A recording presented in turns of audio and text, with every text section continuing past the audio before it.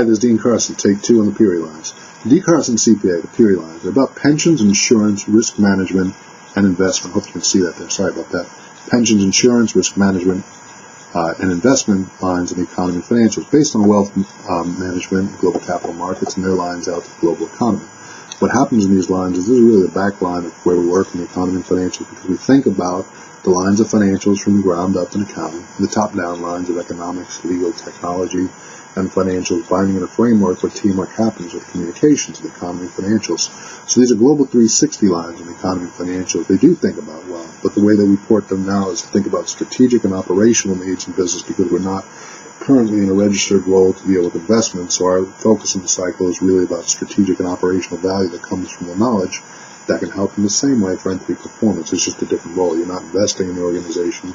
You're engineering for value in the organization. And that's where we rely on the lines of CFO, project management, cost accounting, financial analysis, technology, and communication skills, which are certainly very important to getting anything done in our mind anywhere in the economy. So let's come back here. Financials, IM lines of the global economy. These are pensions, insurance, risk management, and investment lines. The PIRI lines in the aggregate, sorry, it's not written so well. Supported by the baselines of accounting, financials, taxes, and compliance. These are AFTC, analysis, financials, taxes, and compliance lines from DCarsonCPA. The lead lines of AFTC and analysis produce entity to economy and economy to entity, which we call E2E raised to the 2, entity to economy and economy to entity lines. Those lines deal with the value in an entity, how that connects to the economy and societal need, which we'll very soon cover in here and discuss. And the broader lines where P3 strategy, which is the people power potential, connects with that, the optimal value of technology. So in effect, you have the entity to economy and the P3 lines, the economy financials, which represent financials, analysis, technology, and teamwork, as the optimal lines to produce value in today's economy and financials, and to think in a fintech mindset about how the engineering is happening. Now, we are here because of the need to prove value beyond a reasonable line. What happens is a time of very fierce competition, has been since a little bit of the contraction in the markets. There was a lot of, since the financial crisis, things have moved around a lot. If you don't know it, you're probably sitting in a good spot, but if you're not, you understand you got to work twice as hard, because the value lines are shifting around, and the luxury of being on the outside a little bit is you get the chance to see the tectonics of the plates of disruption and engineering going on, and you come back with something new, which is an outside value. You're less siloed into one role. You're more with the ability to analyze the aggregate picture of the economy and financials, what's happening, and ergo you have new value to bring into the productivity lines. So we can use these lines, Global 360 lines, and our current thrust and focus is to take the Global 360 lines from DCarsonCPA, map them into our MFC lines, which are managerial financial consulting, and to use the skills of CFO, project management, to use the skills of business analysis, and to use the skills of cost accounting, statistical optimization, because here we get to it. The next thing that's really common, no matter where you go in the economy and financials, even if you're in the wealth lines, if you're in the cost management lines, everyone's got some set of financials, whether it's industry, nonprofit, NGO, government, or individual families.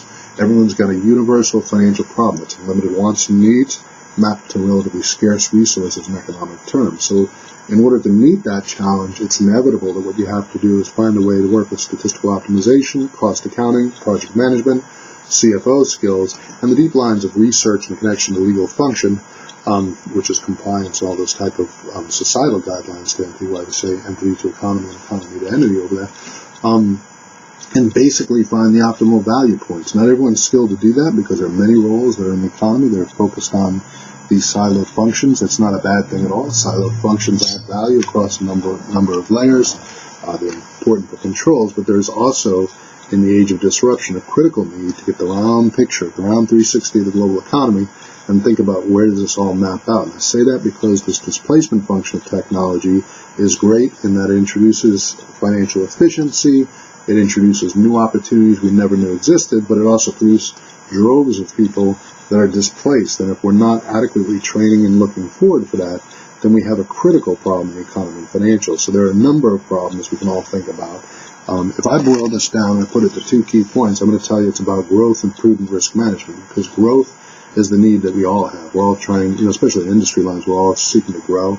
Nonprofit lines are seeking to grow in efficiency, to support the homeless, to feed the hungry, to work on extreme poverty alleviation, and many very valid functions like potable water and those type of things, and education. There's just so many needs that happen there, which makes it a good place. We are a pro bono mindset on this because there's a huge potential for financial skills to help in societal good.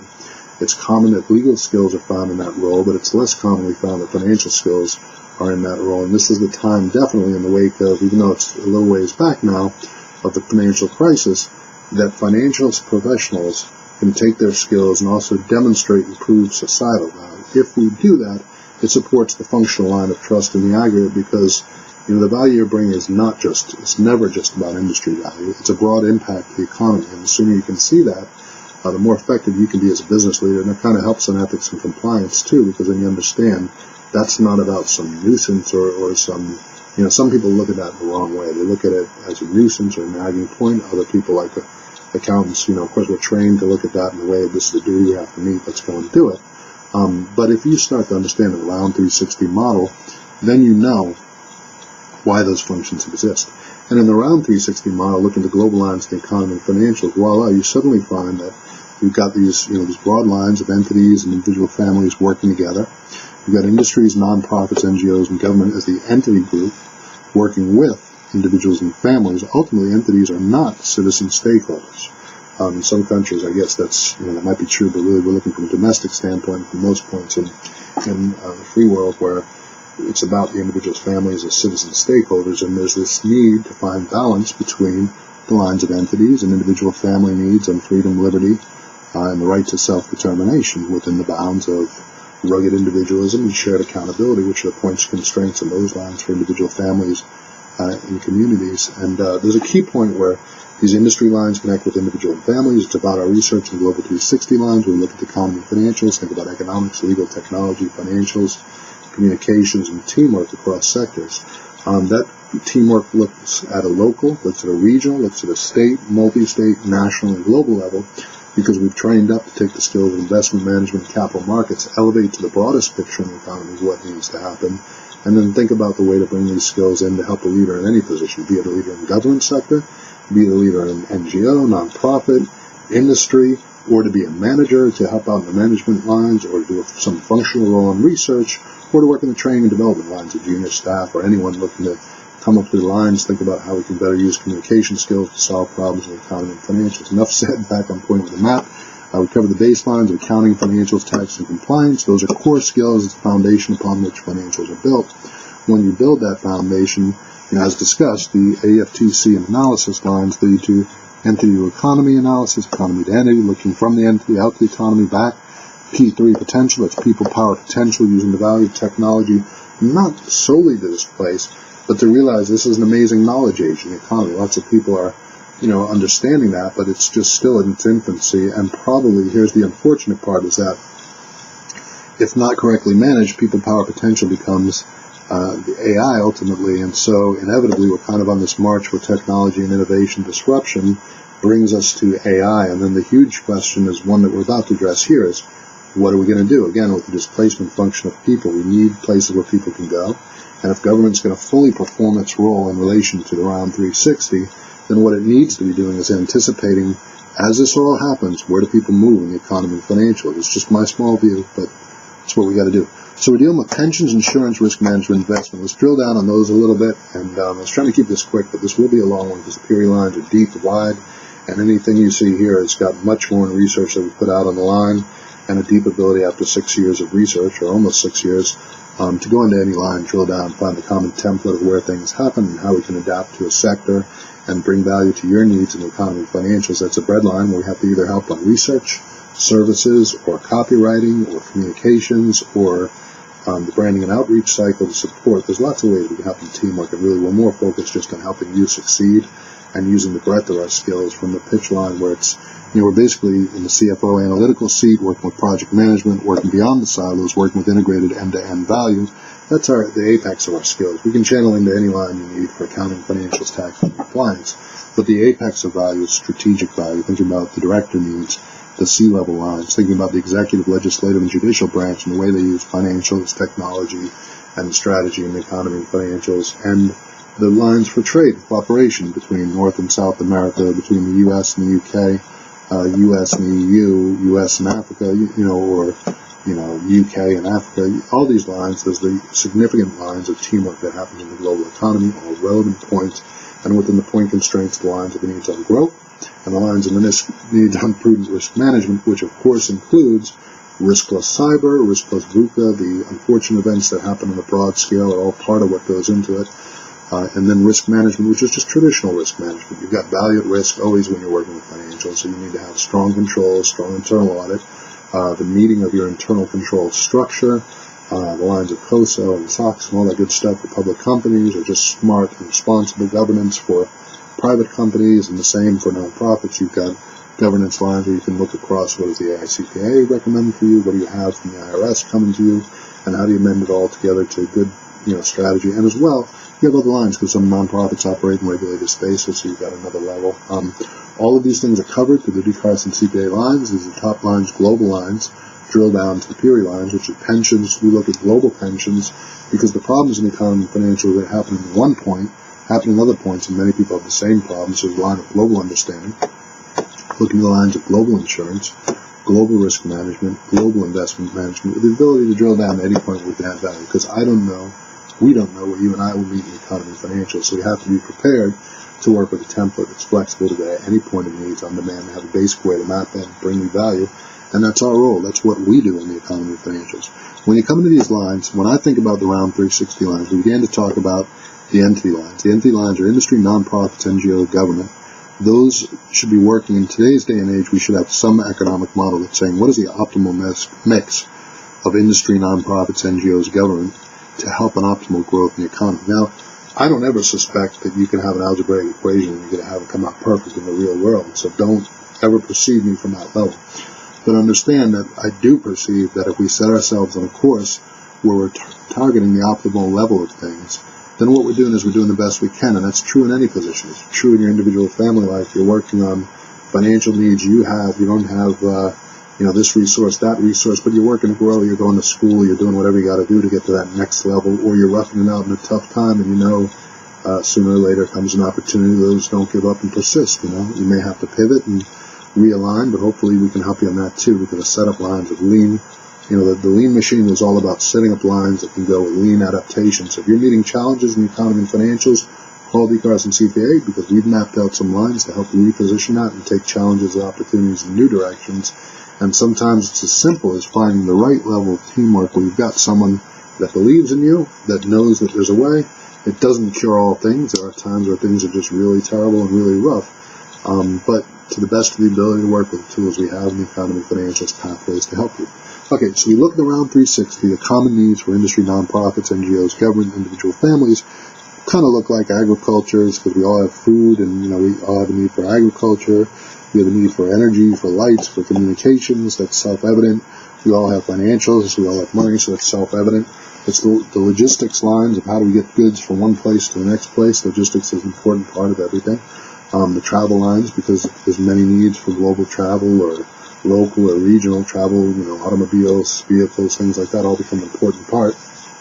Entertainment, because I think that's one of the gifts we were given was entertainment. And as well, entertainment, we've been working in the creative arts and communications lines these past 2 weeks, so I've put some time to really think about that. And my philosophy is this.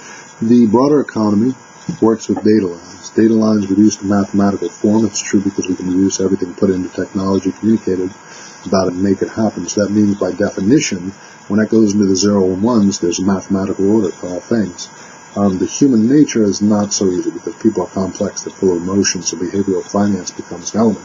But this is the simple template. You start with a template, you realize that any process in the economy and financials is an area where you can work with process engineering, and as you do so in a cycle of what the Japanese call Kaizen, or what we call continuous renewal, back to the 1950s model of cost accounting that we used to work with a lot here, and understanding that cost accounting never went away. You have a services business, but you still have cost of services delivered. So whether or not we have a predominantly services, manufacturing, whatever it is, you can still use cost accounting because you've still got value, and the value at risk is, what you're working with, and the value of need to manage is that you've still got money and you've got people out there. So suddenly people become your cost of production. You can map that into the lines. So that works very well with job costing experience we had. Now into these lines, entertainment, what I really meant to say about that was communications line to help on teamwork for all points. because it's self-evident. The branding and advertising, there's people using art, graphic designers. So our creative artists need more credit than they typically get. The entertainment cycle is a very critical cycle of cross-functional teamwork. The communications that they provide are the, what can I say it? It's the glue that puts things together. You know, I mean, there's a couple things we have that can really cross international lines and are really universal. That's mathematics, because 2 plus 2 is 4 in any language. It would be said different, but it's still the same way. You do have differences, of course. You've got cultural differences you've got to understand, so you've got to map your way through that. But you've got the base of mathematics. You've got music, which is self-evident. You can reach people in different places. So the value of arts and entertainment, even though we have regional and different cultures, the beauty of the melting pot is we accept all cultures and we bring it in, and it's a part of what we do, and it can be interesting new genres that become part of our culture. That's a really important thing, too, is that embedded in this all, we come from the melting pot, and the forgotten point that really needs to be mentioned is that what it means to be here is that we're in the one place in the world where all people come together. They come with their ideas, and in the right way, people are accepted, they're understood for who they are, provided they're living within that point constraint of self-reliance and shared accountability. They're not doing things that don't make sense to hurt other people. They're accepted, and within their being accepted, that means that we create the place where there's the one true cross-pollination of everything in the world. We have every country coming into the States, and that, you know, especially New York, that provides an opportunity to see this all and some of the best in practices from across the global economy. So these lines, DCarsonCPA lines on the top, are cross-cultural lines, looking across the economy, understanding common challenges and items that run through financials, understanding, you know, consumer goods cycles, manufacturing, the common needs of real estate, commercial real estate, land, property. And at the end of the day, this is a broad economic model. The DCarsonCPA lines, what I want you to know is that in a small package, you're getting a big line of support in the economy and financials, because this is designed to help startups succeed and do more with their money, designed to help entrepreneurs, and designed to help the global needs. I'm now going to quickly wrap this up. It's kind of a long video. I'm sure nobody's really watching the whole thing or has attention span, but here's what we're going to do. When we talk about these lines, the economic models we need to build for these today, we need to talk about industry lines, nonprofits, NGOs, and government, and an optimal percentage target. The reason why is with that understanding target, it's not that you're ever going to line these things up to exact targets, but if you understand optimal functional targets, you know when the economy is healthy or unhealthy, and you could create an algebraic equation at some point. Of course, it's grossly complex, but this is an oversimplification. You can create an algebraic equation where you plug these all in and say this is the optimal mix of A, B, C, D, and the optimal purpose of that is to help individuals and families to ideally find their, you know, the best opportunity lines and growth and improvements. And so within those lines, there's lots of complexity, lots of things going through. We look to the cross-sector lines of the economy and financials. Why? Because there's points where pensions, insurance, risk management, and investment are at play. So it's immediately creating a cross-section point for both today, the value on strategic and operational lines, and for tomorrow, the analyst lines, the economist lines, and, you know, quant tech and all that good stuff. And as we work with this, we think about the different relational needs, policy needs across points, and much more. These are the DCarsonCPA PIRI lines. I hope you found watching this informative. It gives you a little bit of a thought into our mindset, and the mindset is just one of, you know, a large ring, a small ring. Large ring is global economy. What's happening there? Small ring is your entity, or your individual family needs. How do they interrelate? You know, the individual and families are the ultimate stakeholders, whether or not they're shareholders. Shareholders are the first line, but it's still individuals and families are stakeholders requesting things of government, and government in return puts structure to NGOs, nonprofits, and industry to allow them certain, you know, designated operating lines. You could say that you want small government, still the same thing. Government still has a role in kind of the general guidelines, even if what we're doing is changing the meter to trust and saying people will bear more of the burden of risk. Because in essence, when you change the level of government, you're passing more of the burden and risk back to individual and families, because government is currently functioning as the risk buffer. But rightly noted, beyond a cost-benefit constraint, government and its key role to regulate self-reliance and shared accountability, beyond a certain constraint, beyond a certain point constraint, where the unlimited wants and needs are not well managed or are less than, it's not that they're not well managed, but it's less that they're less than optimally managed. Okay, in that point, the opportunities diminish for individuals and families, and the participation rate, which would, when we last we took a barometer on that, was 36% non-participation. That, in a land of plenty, is kind of a tragedy, because you know there's lots of people here that would love to work, love to provide for those families. Those are men, women, and children looking to find their way in the economy. When they can't, when it's 36%, that's a cry of tear here, because it's, you know, or anywhere in the economy, because it's people that want to provide for their family and find opportunities. So DCarsonCPA, there's a lines about the entity needs. Of course, we can map in and help the entities, and we like the idea that as we're doing that, even if it's just minimally helping the entity succeed, net you're creating more opportunities because the entity is serving individuals and families, it's creating growth. Ideally, it's getting individuals and families re-engaged, and the more we can get it aligned to the industry resources and optimal benefit of efficient government, efficient NGOs, and nonprofits working to optimally connect in those places where industry and government can't quite reach, which is the real spot of nonprofits there. Lots of value in the economy and financials. I'm Dean Carson, I'm a strategist, and I'm an operational guy too, so I can take all this stuff, map it into operational lines, and it's in place because I want to take teams. I want to teach young accountants to think in new ways about the value in the economy and financials. I'm quite confident I can do that and save them a lot of time and learning. I'm Dean Carson. These are lines of value in the global economy. PIRI lines are lines to use the knowledge to support your entity, regardless of sector, and your individual families. I'm Dean Carson, find DCarsonCPA, and I'm Brian Webb. We can help in your needs in economy and financials.